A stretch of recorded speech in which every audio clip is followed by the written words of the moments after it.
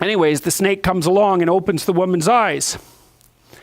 When the woman saw that the tree was good for food and that it was pleasant to the eye and a tree to be desired to make one wise, she took of the fruit thereof and did eat, and gave also unto her husband with her, and he did eat. And the eyes of both of them were opened, and they knew that they were naked, and they sewed fig leaves together and made themselves aprons. Well, there's a lot happening in those few lines. Now, there's a fruit thing going on there.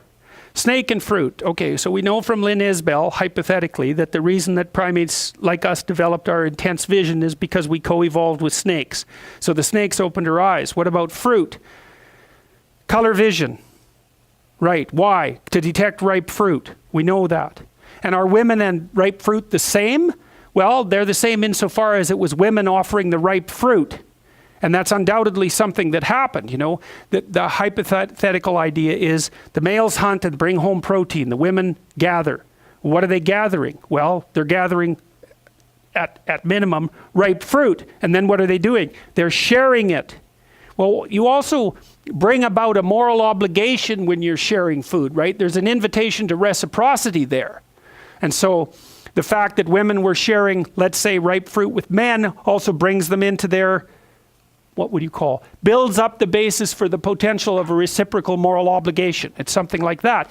And the problem, again, for men with being allied with women and infants is that it also heightens their self-consciousness, because you're a lot tougher and more indomitable, say, if there's just you. But as soon as you have a wife, say, and then you also have an infant, well, all the burden of their self-consciousness and their vulnerability is placed upon you. Well, it's a hell of a bargain. Well, why did men accept the bargain? Well, it's partly because women stood in front of them offering them fruit, right? Well, part of the price that the men paid for that was to wake the hell up.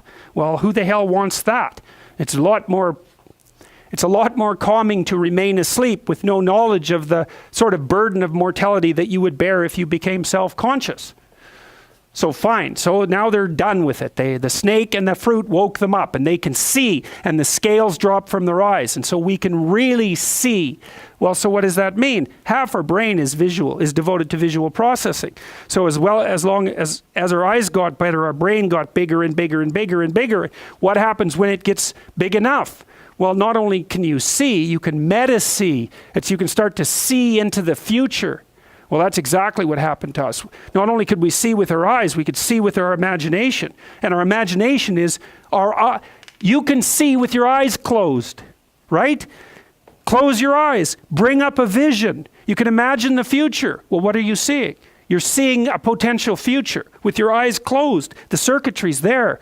Once it's developed, you can use it to imagine. You can project your vision into places that don't even exist, and you can start to conceptualize the future.